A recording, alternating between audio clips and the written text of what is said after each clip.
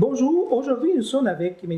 Harry, qui a été chef des Picogan. Bonjour M. Harry. Bonjour. Ça va bien? Ça va très bien. Merci pour pouvoir nous accueillir dans votre maison.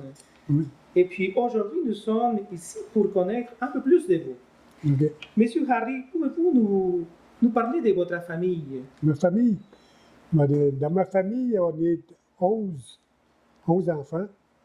Puis la plupart de mes frères et sœurs sont décédés, donc il en reste 3 dans la famille.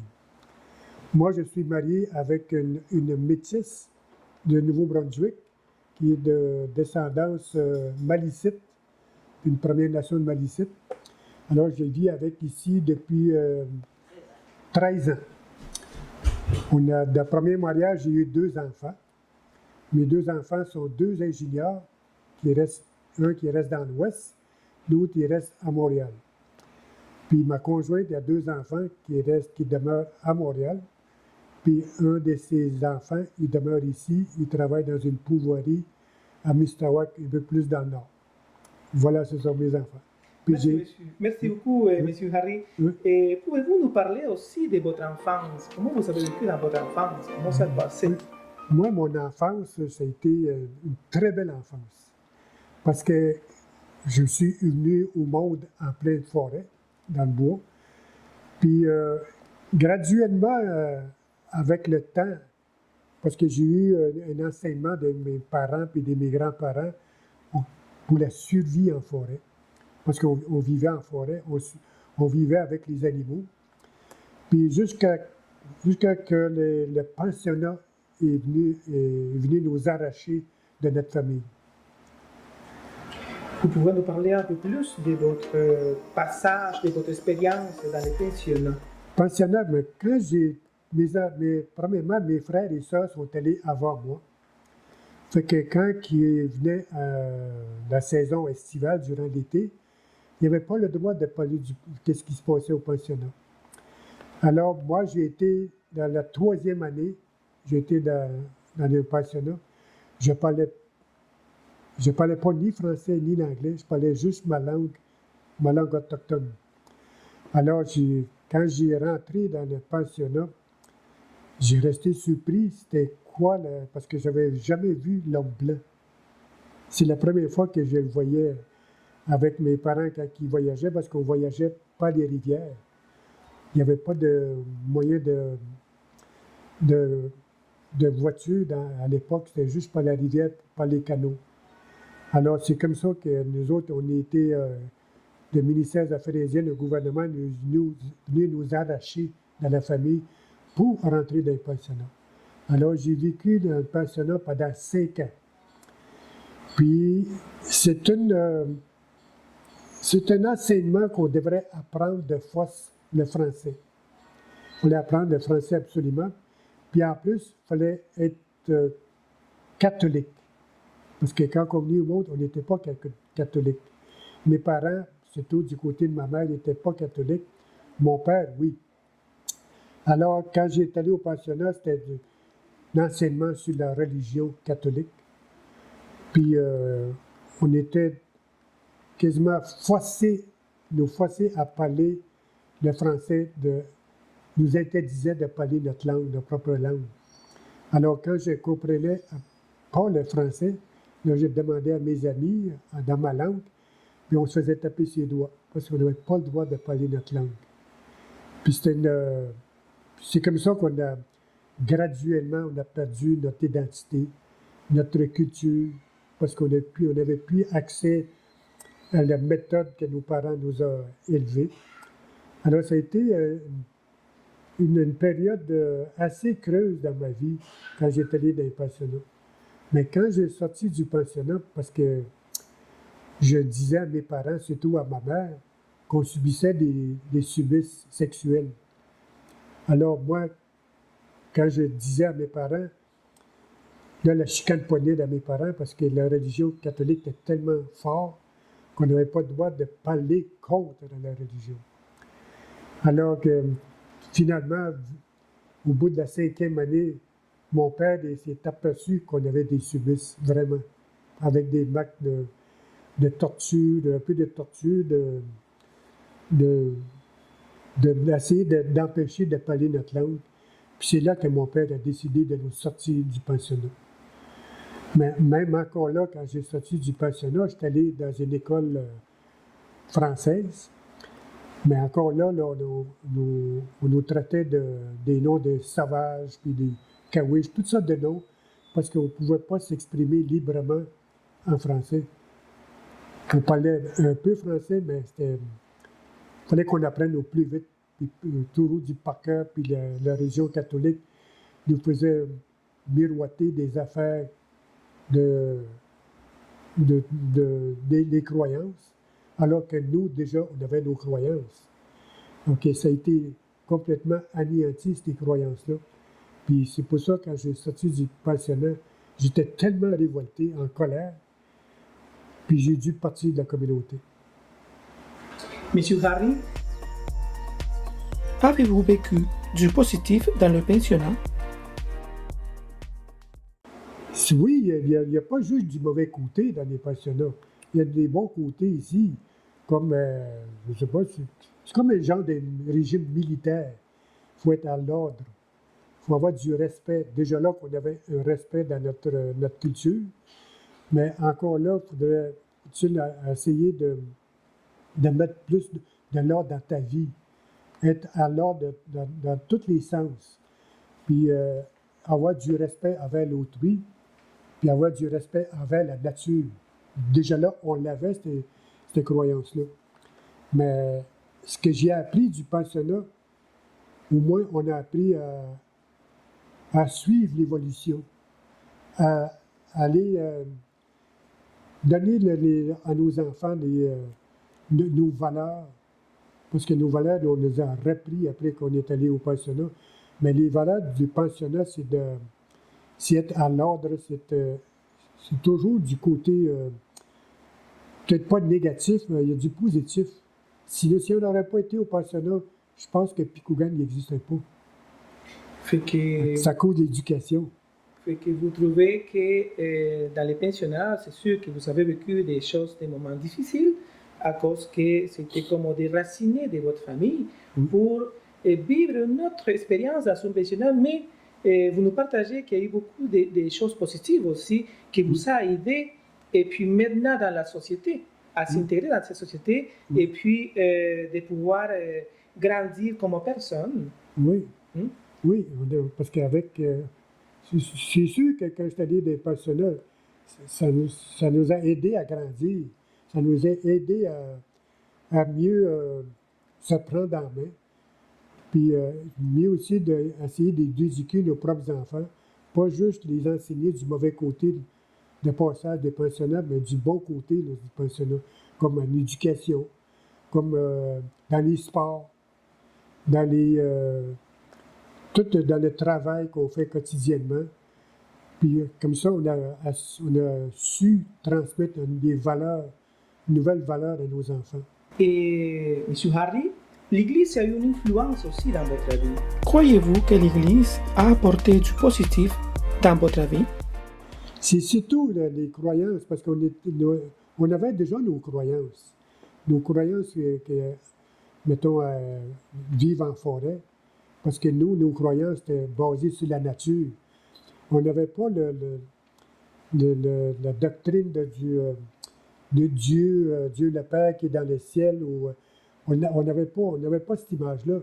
Nous, nos croyances étaient directement basées à la nature. Parce que la nature, c'est lui qui te donne tout. Il te donne à manger, il te donne à t'habiliter, il te donne à voyager. Toute la nature te donne tout ce que tu as besoin. Alors, la nouvelle, qu'est-ce que l'Église ou la religion catholique nous a amené, c'est une autre croyance que nous, on n'avait pas de... Parce que notre langue est imagée. Puis l'image de Dieu qu'elle nous a projetée, on ne pouvait pas le concevoir comme ça. Parce que nous, on s'était basé sur la nature. Il nous faisait miroiter que Dieu, le Père, était dans les nuages, puis les autres, on ne le voyait pas de cette façon-là. Le Dieu, les autres, il est partout, il est dans la nature.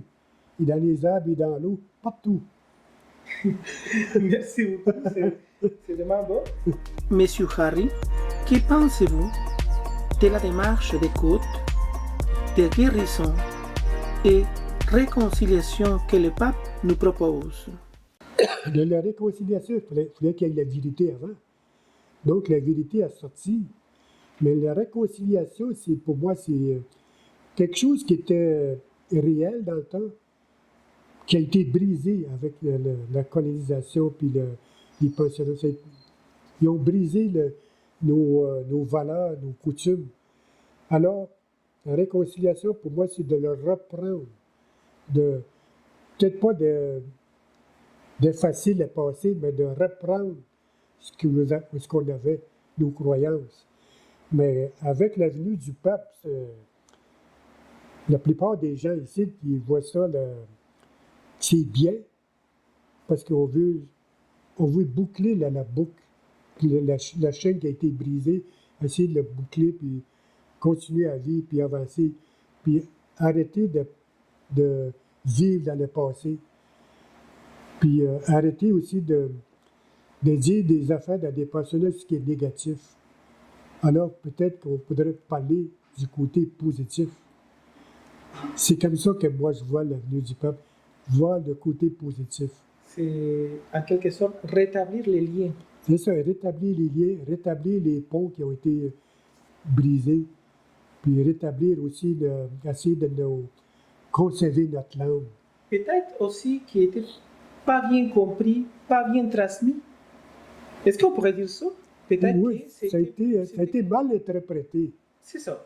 Puis nous, on veut, nous autres, la plupart des nations autochtones, la sœur, ils retournent dans leurs valeurs, dans leurs coutumes, essayer d'éduquer d'autres nations qu'on existe, puis qu'on va exister encore. Quels moyens concrets existent-ils pour nous permettre de mieux connaître la foi autochtone? Par l'éducation. L'éducation, c'est le moyen le plus fort puis le plus rapide, en fait, c'est éduquer la population.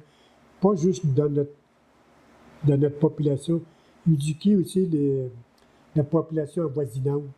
C'est quoi vivre l'autochtone? C'est quoi les valeurs autochtones? C'est comme ça qu'on va se comprendre. C'est aider mutuellement, puis changer nos cultures, puis mettre en phase nos forces, nos faiblesses avec le peuple qui sont nos voisins. Oui. Et la communication, c'est comme ça qu'on va réussir. Oui, c'est très important la communication, l'écoute. Oui. Ici, dans la diocèse d'Amos, Monseigneur Gilles Aimé, il a commencé à faire des cercles d'écoute. Oui. Qu'est-ce que vous en pensez de cette point-là important? Les cercles d'écoute, ici, dans la communauté, la plupart des gens qui ont été blessés, c'est tous les enfants des survivants qui ont été... parce que leurs parents n'étaient pas présents pour les éduquer, parce que la plupart des gens ici, ils se sont noyés dans l'alcool. Alors, les valeurs ont été complètement ignorées, la culture a été complètement ignorée. Puis ce qui est de valeur là-dessus, c'est des familles déchirées. Il n'y avait plus, d'emphase comment élever des enfants. Puis on a tout perdu. Mais graduellement, avec la venue des gens comme les visiteurs qui viennent nous voir, fait qu'on a mis l'emphase dans la communauté pour que la communauté soit propre. Avant ça, c'était comme un dépotoir à ciel ouvert, mais là, avec des gens qui ont été éduqués, qu'on a forcé à les gestionnaires à aller chercher au moins le certificat d'administration. C'est comme ça que la communauté s'est réveillée graduellement. Quel message donneriez-vous aux personnes qui ont vécu le pensionnat? Oui, mais premièrement, il faudrait que les enfants, surtout les jeunes, apprennent c'est quoi dans la vie d'un pensionnat. Pour que chaque famille, membre de sa famille, puis éduque leurs propres enfants, c'était quoi le pensionnat. D'être là, ils vont comprendre c'est quoi la réconciliation avec la venue du pape. C'est de parler ensemble mutuellement, de faire des assemblées, soit publiques ou individuelles ou par famille, donner tous les pouvoirs qu'on a perdus, de reprendre, puis d'éduquer nos enfants. C'est comme ça que les enfants, de génération en génération, ils vont éduquer leurs enfants, puis éduquer aussi la population avoisinante pour qu'ils connaissent nos valeurs, nos coutumes. Ça veut dire de se tendre la main pour marcher ensemble. Oui. Ici, à Picogan, on est chanceux. La ville d'Amos est juste à côté. On a une bonne relation avec la ville d'Amos. Mais à l'époque, quand on a sorti du pensionnat, c'était pas comme ça. C'était complètement, c'est la guerre. Puis, mais avec toutes les lois puis les règlements du gouvernement qui nous empêchaient de chasser ou de pêcher, ça a tombé. Là. Aujourd'hui, les gens sont plus à l'affût des nouvelles lois qui s'en viennent. Parce qu'il y a des lois qui ne nous concernent pas, on ne les traite pas ici. On a nos propres lois, mais il faut conjuguer avec les autres lois qui arrivent, surtout les règlements. Voilà. Mais vous parlez des lois, et M. Harry, on sait aussi que vous étiez chef de Picogan. Oui. Pouvez-vous nous parler, c'est dans quelle année que vous êtes devenu chef de Picogan? Premièrement, moi, dans ma vie personnelle, j'ai parti 20 ans dans ma communauté. Parce que je vivais beaucoup du racisme. Alors, j'ai commencé par être apprenti électricien. Alors, je suis allé travailler dans le bouche de métro à Montréal. Puis finalement, j'ai tombé comme coiffeur. Alors, j'étais pour ça, des fois, là, je fais des anecdotes avec les non-autochtones que moi, je pratique l'activité traditionnelle de mes ancêtres, c'était le scalp. C'était juste pour essayer d'avoir peut-être pas plus de personnes parce que j'avais beaucoup de clientèle. Alors, quand je suis revenu dans ma communauté, j'étais allé aux études. J'ai fait 3 ans d'université dans un bac en bac administration. Alors, quand j'ai arrivé dans ma communauté ici, je travaillais pour le Québec, la province de Québec. Puis, vu que je parlais beaucoup, puis que j'avais le dialogue facile, les gens sont venus me chercher pour être chef de la communauté. Déjà là, ici, il y avait un problème à l'époque au niveau politique, fait que les gens m'ont demandé si je voulais être chef, si je voulais remplacer le chef qui était à l'époque.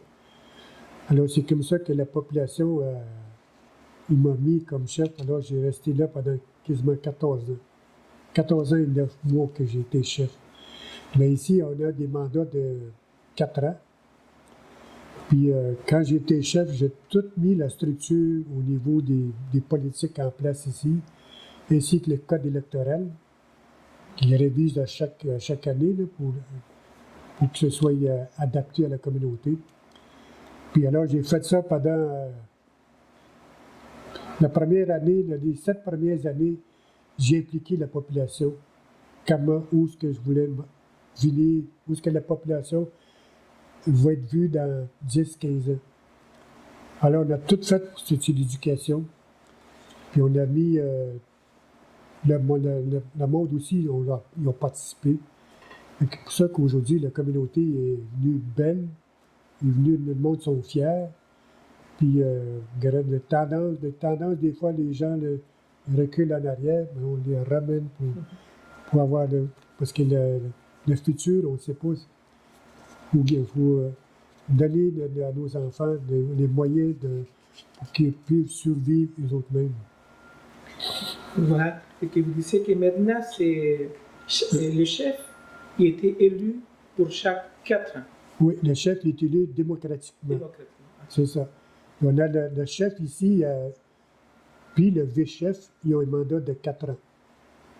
Puis il y a 3 membres du conseil. Les autres, ils ont un mandat de 3 ans. Alors, à toutes les 12 ans, c'est des élections générales. Ok. Et tant que vous avez parlé de fierté, quelle est la fierté d'être une personne autochtone et puis de vivre ici, au Ghana? Moi, ma fierté, c'est de pouvoir exercer mes droits, d'exercer ma langue, que je peux m'exprimer, puis de aussi être fier de transmettre toutes à la génération future les connaissances que mes ancêtres, mes parents m'ont transmises, de les transmettre soit dans ma langue, soit en français, ou soit par image, mais toujours de transmettre pour que ces jeunes-là aussi aient avoir une fierté d'être autochtone, d'être Anishinaabe. Nous autres, on dit Anishinaabe. Quel message donneriez-vous à la nouvelle génération autochtone? Moi, le message que je donnerais à la prochaine génération, c'est continuer les études. C'est le moyen le plus efficace pour pouvoir survivre. Puis, n'ayez pas peur de vous exprimer. Exprimez soit dans votre langue ou soit le français. Il n'y a pas de questions niaiseuses, mais il peut y avoir des réponses niaiseuses. Si vous n'êtes pas éduqué, alors vous allez être dans l'erreur. Alors, ce serait mieux de vous éduquer. L'éducation, c'est le meilleur moyen. Merci beaucoup, M. Harry. Parfait. Merci pour votre bel accueil, pour pouvoir accepter de faire avec nous cette entrevue. Merci beaucoup une fois. Miigwech.